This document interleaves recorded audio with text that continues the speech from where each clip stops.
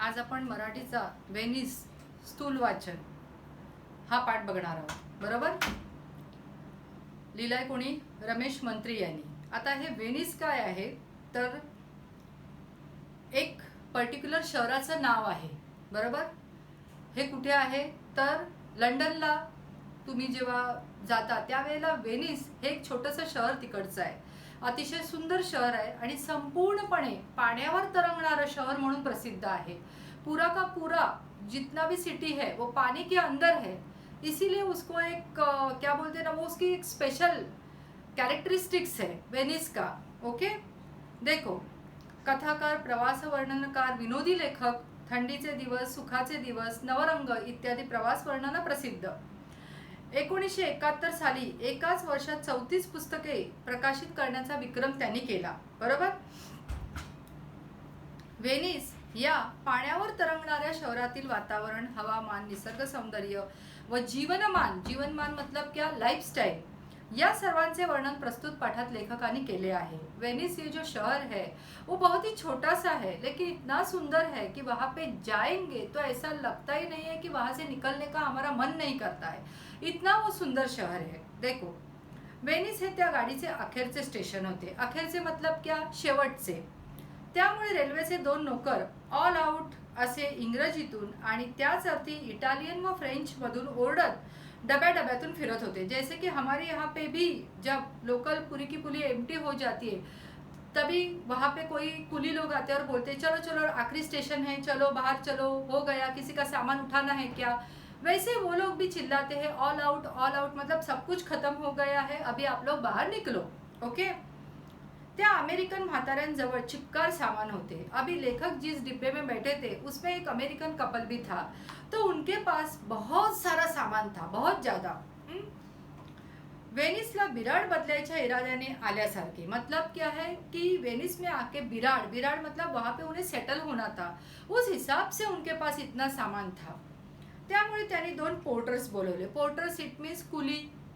मी त्या स्त्रियांचे औपचारिक आभार मानून माझी छोटी बैग घेऊन निघालो. मतलब क्या है, वहाँ पे दो लेडीज थी, उनका मैंने क्या बोला, मैंने भी उनको धन्यवाद दिया और मैं वहाँ से निकल पड़ा. स्टेशनच्या बाहेर येऊन पाहतो तर काय, रस्ता नव्हताच. बराबर स्टेशन के बाहर आता हूँ, देखता तो क्या बापरे रास्ता नहीं है, क्योंकि ये पूरा पानी में शहर है. होता तो एक प्रचंड कालवा मतलब canal, but it's a huge canal, जैसे लगता है बहुत बड़ा समंदर है. एखाद्या विस्तीर्ण नदी सारखा, बहुत बड़ी रिवर होती है वैसा. हाँ तो ग्रैंड कैनाल, और उसको क्या बोलते हैं, ग्रैंड मतलब बहुत बड़ा. समझ में आया. त्यात अनेक पॉटर टैक्सी. देखो, हाँ, पॉटर टैक्सी मतलब पानी में जो टैक्सी आ और जा सकती है उसे कहा जाता है पॉटर टैक्सी. टैक्सी तो सबको पता है, लेकिन ये क्या है, पॉटर टैक्सी. म्हणजे लहान मोटर लॉन्चेस आणि मोठ्या यांत्रिक नावा मतलब क्या, जो बड़े जो बोट होते हैं, बराबर, जो यंत्रों के ऊपर चलते हैं, उसे बोलते हैं.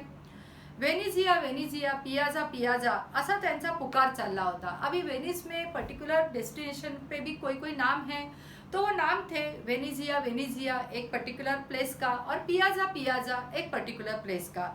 मतलब जिसको वेनिजिया जाना है तो वो लोग इस पर्टिकुलर बोट में चढ़ेंगे, जिसको पियाजा जाना है वो दूसरे बोट में चढ़ेंगे. इस तरह से, जैसे कि हम लोग भी देखो बोरीवली स्टेशन पे जाते हैं तो वहाँ पे होता है ना गुराई, बाबाई, वजीरा, किसको जाना है, वैसे हम लोग कैसे रिक्शा पकड़ते, सेम. टॅक्सीपेक्षा बस स्वस्त पडणार हे सांगायला काही अर्थतज्ञ लागत नाही. अर्थतज्ञ मतलब इकोनॉमिक स्पेशलिस्ट. मतलब टैक्सी से तो बस चीप ही गिरेगी, ये बताने के लिए कोई बड़ा आदमी नहीं चाहिए कि जिसको पैसे का ज्ञान बहुत हो. समझ में आया. मी 250 लिरांचे बोटीचे तिकीट काढले. मैंने क्या किया, मुझे ना वो ये चाहिए, अपनी टैक्सी चाहिए, ना बस चाहिए. मैंने क्या किया, सीधा बोट का टिकट निकाला. कौन सा, 250 लिरांचे मतलब 250. और लीरा ये वहाँ के इकोनॉमी का नाम है. जैसे कि हम लोग बोलते हैं ना कि हर एक जगह का अपने अपने पैसे का नाम होता है. जैसे भारत में रुपया, लंदन में डॉलर, उस हिसाब से. ओके. तो वेनिस में क्या है, लीरा. बरोबर. 200 प्रवासी पोटात घेऊन आमची नाव जोरात निघाली। पोटात मतलब क्या है, उसके अंदर सारे लोग सवार हो गए और वो चलना शुरू हो गई। ते वातावरण अतिशय प्रसन्न होते। इट्स रियली प्लीजेंट, हम लोग बोल सकते हैं कि पूरा का पूरा एनवायरमेंट। विशाल कालव्यावर अनेक उत्साही प्रवासी वेगाने ये जा करत होते। मतलब क्या है, बहुत सारे लोग आ जा रहे थे। जैसे कि हम लोग अपने अपने रास्ते का आप लोग पूरा का पूरा व्यू सामने रखो। जैसे कि हम लोग भी रास्ते पे खड़े रहते तो बहुत सारे बस जाती है, टैक्सी जाती है, रिक्शा जाती है, बराबर। और क्या होता है, पूरा का पूरा जितना भी एनवायरनमेंट होता है वो हमारे एकदम क्या होता है, हमारे मन को भी सुकून रहता है और हमको भी अच्छा लगता है, बराबर। जहाँ पे हम लोग रहते हैं वो हमको अच्छा ही लगता है। अभी देखो, हायवेवर वाहनांची वाहतूक चालावी, जैसे मैंने अभी आपको बताया, जैसे कि एक्सप्रेस वे पे जोर जोर से सारे बस टॅक्सी जाती है, तशी त्या जलमार्गावर नावांची धावपळ चालली होती। अभी वहां पे क्या है, वहां पे रास्ते नहीं होंगे तो क्या होंगे, जलमार्ग मतलब पानी में डिसाइड किए हुए सारे वेज, वेज बोला है मैंने, वेव्स नहीं। तो वेज जो है तो उस वेज के ऊपर से ही लोग आया जाया करते, मतलब पर्टिकुलर जो मार्ग है वही उनके लिए बताया जाता है कि ये यहाँ से वेनिजिया जाएगा, ये यहाँ से पियाजा जाएगा, ऐसे अनेक प्रकारच्या नावा कालव्यातून चालल्या होता। हवेत गारवा होता, वाऱ्यात उत्साह होता, मनात संगीत होते आणि सभोवार पसरलेल्या पाण्यात तारुण्य होते। मतलब एकदम पूरा का पूरा जितना भी माहौल था, इट रियली लाइवनेस, मतलब अपने पूरे जिंदगी को हम लोग वहां पे जाके जी सके ऐसा माहौल था। समझ में आया? रोमला भेटलेला एक इटालियन लेखक मला म्हणाला होता, ते खरेच आहे। वेनिस हे जगातलं एकच असं शहर आहे कि ज्याचं वर्णन करता येणार नाही, कि वेनिस ये ऐसा एक शहर है जिसका हम लोग वर्णन मतलब क्या है ना, उसके बारे में हम लोग डिस्क्राइब नहीं कर सकते। तिथे प्रत्यक्षात गेलं पाहिजे, तिथली हवा खाल्ली पाहिजे, तिथे राहिलं पाहिजे, तरच तुम्हाला वेनिस म्हणजे काय ते समजेल। उसने क्या कहा था, एक बार रोम में एक लेखक, उनको एक लेखक मिले थे तो उन्होंने बताया था कि वेनिस मैं तुझे डिस्क्राइब नहीं कर सकता, मैं तुझे एक्सप्लेन नहीं कर सकता कि वो किस तरह का शहर है। वहाँ पे तुझे जाना चाहिए, वहाँ पे तुझे रहना चाहिए, वहाँ के माहौल में खुद को, सुकून भरी माहौल में खुद को वहाँ पे आपको वहाँ पे जाकर ही देखना पड़ेगा कि वो कैसा है, क्योंकि किसी भी तरह से हम लोग उसका एक्सप्लेनेशन किसी को भी नहीं दे सकते। और जब लेखक यहाँ पे आए तो सच में ऐसा लगा, वाह वाह वाह, सारे के सारे शहर, बिल्डिंग्स, ये वो कैसे पानी के ऊपर तैर रहे हैं। तैर मतलब क्या, पानी के ऊपर है वो, समझ में आया, उसका कंस्ट्रक्शन है और बहुत सुंदर लगता है वहां पे जाने के बाद। ओके, कारण हे पाण्यातले असे जगातले एकमेव अद्भुत शहर आहे। ज्या शहरात एकही मोटार नाही, वाहतूक नियंत्रण करण्यासाठी पोलीस नाही, बिकॉज क्या वहाँ पे रोड नहीं है, तो no traffic, no police, traffic lights नहीं, आणि रस्त्यावर धक्काबुक्की नहीं, क्योंकि पानी में से जाना आना है तो ऑब्वियसली लोग तो चलेंगे नहीं, तो नाव में ही बैठना पड़ेगा। तो नाव वाले अपने हिसाब से बराबर से नाव चलाते हैं, तो नो एक्सीडेंट, कुछ भी नहीं। असे हे जगातले एकमेव शहर, कारण त्याला खऱ्या अर्थाने रस्तेच नाहीत, क्योंकि वहां पे रोड नहीं आहेत, ते कालवे, फक्त कालवे आणि त्यांना जोड़नारे पुल, और उनको एक दूसरे को जोड़ने के लिए क्या है, ब्रिज कंस्ट्रक्ट किए हैं, बस। आईच्या गळ्यात मुलाने हात टाकावा तसे हे पुल, लाडिक प्रेमळ, हा गाव म्हणजे रूढ अर्थाने शहर नव्हेच, तर अनेक छोट्या छोट्या बेटांचा हा पुंजका है। बेट मतलब क्या है, जैसे कि बेट मतलब हम लोग ऐसे बोल सकते हैं कि चारों बाजू से क्या होता है, समंदर मतलब पानी पानी होता है और बीच में ही शहर होता है, उसे हम लोग क्या बोलते हैं, बेट बोलते हैं। ओके, और वहाँ पे सिर्फ एक जगह से दूसरे जगह पे जाने के लिए जहाँ पे वो बोट रुकती है, जैसे कि देखो हमारे रास्ते पे हम लोग रुकते हैं तो हमारे रास्ते के ऊपर भी ब्रिज होता है कि नहीं, एक डेस्टिनेशन से दूसरे डेस्टिनेशन पे जाने के लिए, सेम वैसे ही है, सिर्फ वहाँ पे क्या है, पानी है, हमारे यहाँ पे रास्ते हैं। समझा आपको? अभी आगे देखो, निळ्या मखमली सागरावर टाकलेल्या हिऱ्या माणकांच्या ढिगांसारखा हा लांबून दिसतो। अभी देखो उसका वर्णन कैसे किया है, देखो निळ्या मखमली सागरावर मतलब पानी का कलर पूरा ब्लू कलर का पानी कैसे लगता है, मखमल जैसा। हीरा माणकांच्या ढिगांसारखा। मतलब क्या है कि लाइट्स जो जब भी जलते हैं तो ऐसा लगता है कि हीरे चमक रहे हैं सब जगह पे। इस तरह से वो सुंदर दृश्य पानी के ऊपर दिखता है। ऐसा लेखक ने उसे क्या किया है, हमको बताने की कोशिश की है कि वो शहर कितना सुंदर है। मधूनच चर्च किंवा जुना राजवाडा यांची टोके आभाळात घुसतात। मतलब क्या है, देखो हम लोग जब दूर होते हैं तो चर्च का जो सिंबल है प्लस का, वो ऐसे लगता है कि गगन को छू रहा है, बराबर इस तरह से वहां पे होता है।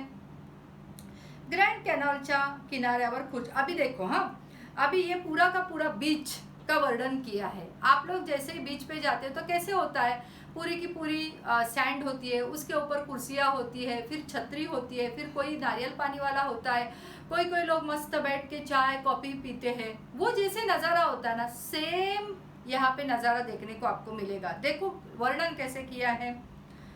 4 खुर्च्यांच्या मध्ये टेबल, 4 चेयर और बीच में टेबल, आणि रंगबिरंगी प्रचंड छत्री, उसके ऊपर वो छाता कलरफुल।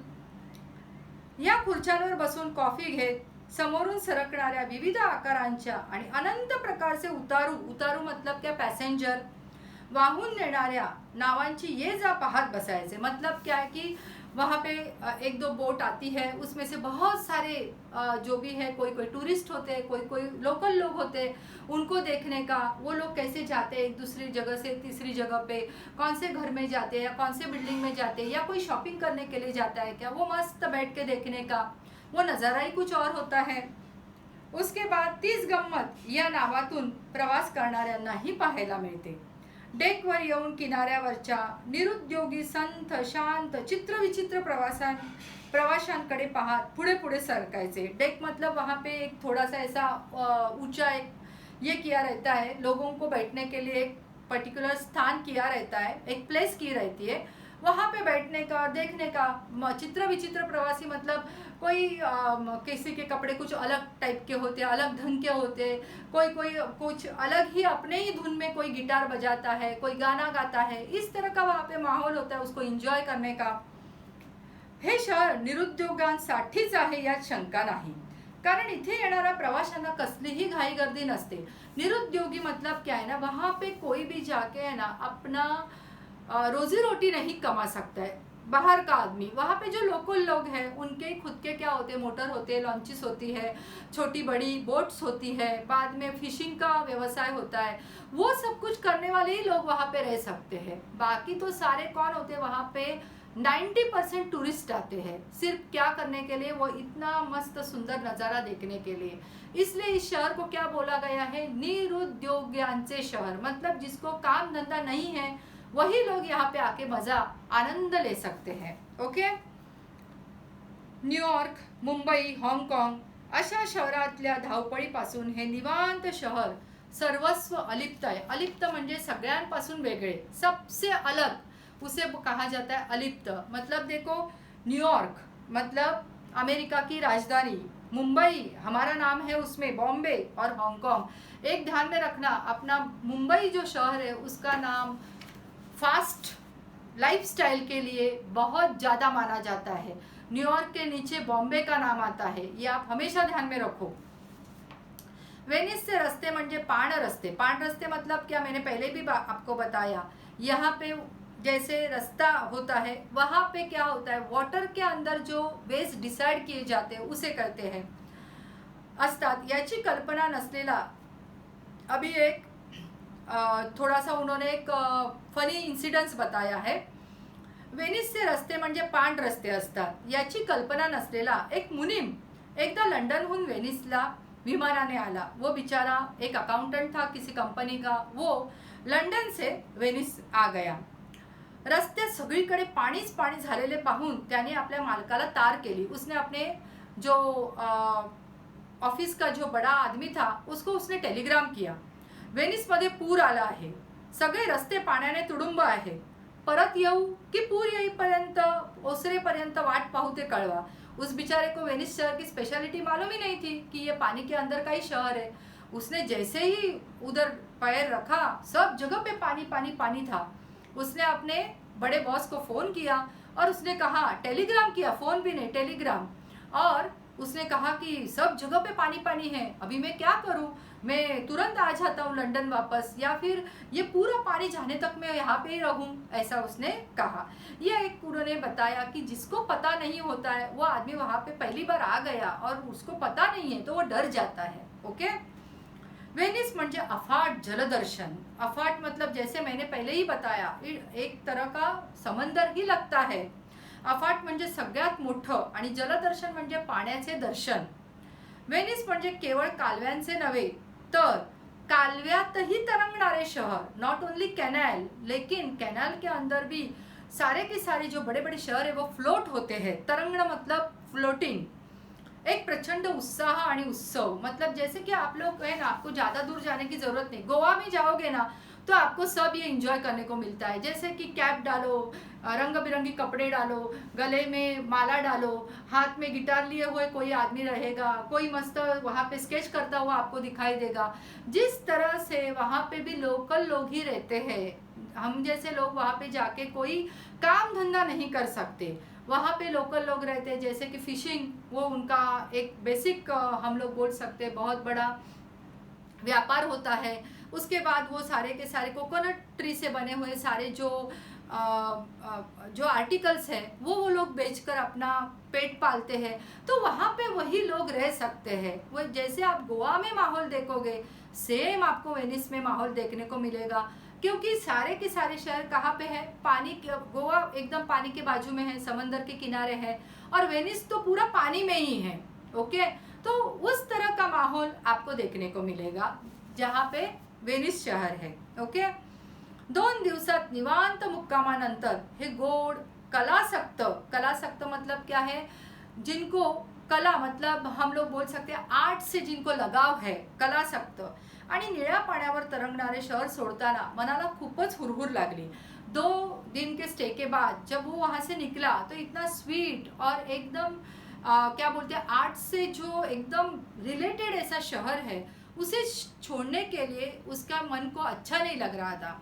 क्योंकि कुछ भी हो जाए, हम लोग इतने फास्ट लाइफ में जीते हैं कि कभी कभी वहाँ पे जाके ऐसे लगता है 2 दिन बहुत कम है, 4-5 दिन यहाँ पे रहना चाहिए, ऐसा भी कभी कभी अपने मन को लगता है।